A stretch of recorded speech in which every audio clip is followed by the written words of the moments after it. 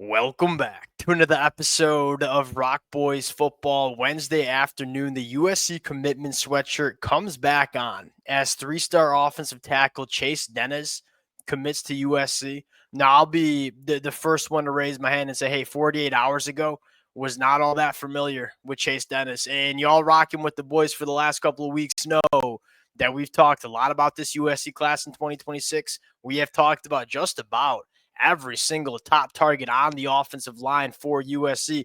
Chase Deniz has not come up in our conversation yet.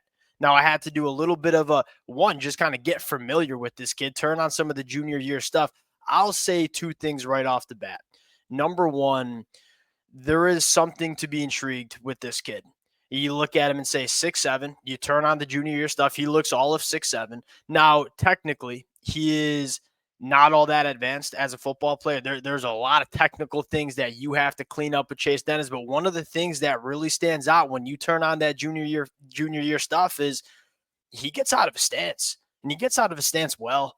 And you look at a lot of these offensive linemen that have this kind of frame and size, that functional athleticism, that ability to get out and be explosive out of your stance. It ain't always there for these big offensive linemen. Chase Deniz kind of displays that in his junior year stuff. So I think that's intriguing. And then I think secondly, look, this is not a kid that has a ton of stars next to his name. He's not one of the more high profile recruits in this 2026 cycle, but Coach Hansen and this USC program would not be taking his commitment this early if they didn't like this kid and they didn't do their due diligence. Because you look at USC and the offensive line targets that they have in 2026, it's not like they have struck out and say, hey, we got to settle for a three-star offensive tackle from San Diego. I mean, you already have three now commitments on the offensive line. You are arguably the leader for Sam Utu. You are the leader for Malachi Lee. Two bona fide blue chip offensive linemen. You are arguably the leader for Kenny Pepe. And it sounds like USC's got a great chance to flip Cody Green from Oregon. This is not a commitment that USC has landed because they've missed on targets higher up their board. This is a commitment that I think USC said, hey, we look at this kid and say, all right, 24/7 Sports on 3, you can have your opinion on him. We'll have ours. And we like this kid. We think he can develop him into a starting caliber offensive lineman. We're going to go take him. And then I think the second thing that jumps out is this is classic Chad Bowden. When Chad Bowden took this job at USC, we said, hey, line of scrimmage at the high school ranks is going to be a priority. You are seeing that both on the defensive side of the football and on the offensive line.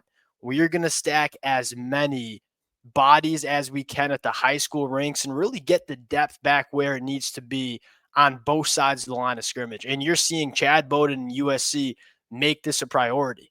Now, you still want to land a guy like Kenny Pepe. You still want to land a guy like Cody Green. And I don't think the Chase Deniz commitment is going to hurt that chance at all. Kenny Pepe, Cody Green are not, turning away from USC because they just took this commitment. But I do think that this is kind of what we expected in terms of USC filling it up in terms of line of scrimmage recruiting.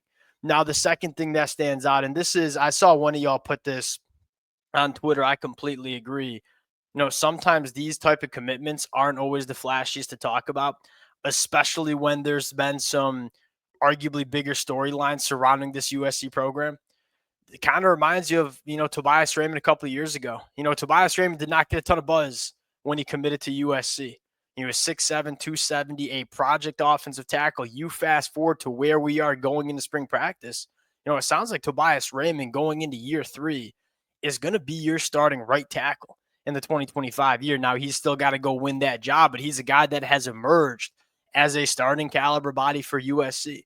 And so we've seen these kind of offensive line recruits come in with not a ton of stars next to their name and turn into beneficial, effective players for USC. And that's kind of the idea with a guy like Chase Deniz. Now, I want to get a little bit into the film, talk about where USC sits in this 2026 cycle.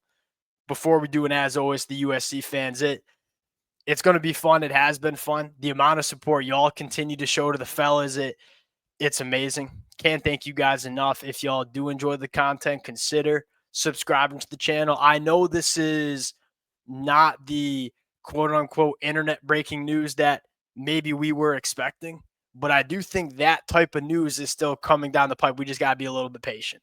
Appreciate you guys. All right, Chase Deniz.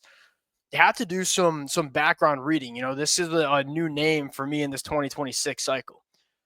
Did a little bit of reading on him, and apparently he's a guy that has really excelled in the offseason in some of these 5-on-5 tournaments. And so this is a guy that maybe is kind of stock up, trending in the right direction, is another way to put it. But you're betting on traits here. You're not betting on the football player he is right now. We can turn on the film. There's a lot that needs to be ironed out in Chase Deniz's game, and it starts with just putting on the weight. You see him lack a little bit of that overwhelming physicality that we see some of those blue chip offensive linemen have. But at 6'7", with that big old frame, like, we can get him up to 320 comfortably. And that physicality might just come along over his first couple of years within this USC program. This is the thing that stands out to me here. Working at right tackle, look at him get out of his stance. You freeze frame it. He is by far the first offensive lineman out of his stance, plays with relatively good pad level. You don't see that from 6'7" offensive linemen have the ability to get out of the stance like Chase Deniz has. Climb to the second level, go meet a linebacker. You see him flash some really intriguing. This is another really good example. Getting out of your stance well. Now, again, you want to see, we're going to try to freeze it up. Again, first one out of his stance. You want to see a little bit more physicality at the point of attack, although you see it a decent right there. Really solid pass pro rep here.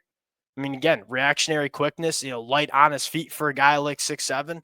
I don't want to get too far into the film because he is a developmental prospect, but there are things that you quickly see when you turn on his junior year stuff that say, all right, I can see what USC is going for here. Last one we'll probably watch again, out of his stance immediately. I mean, he's the first one out of his stance every single rep you see. That's intriguing to me when you're talking about 6'7" offensive linemen. Now, again, going to where USC is going, what I want to stress is this is not a settle.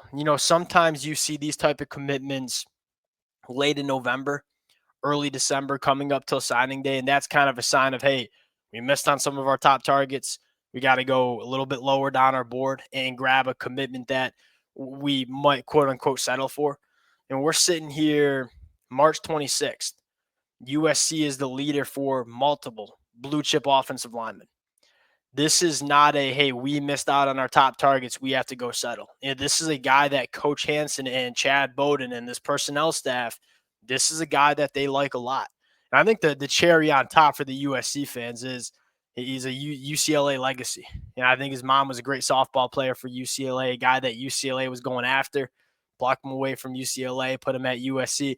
That's just a little bit of a cherry on top in terms of the background of this kid. Now, we got a lot of storylines to monitor over the next couple, maybe days, maybe weeks. It's going to get real for USC on the recruiting trail. It's been real for USC on the recruiting trail. We'll continue to break down the commitments as they come in.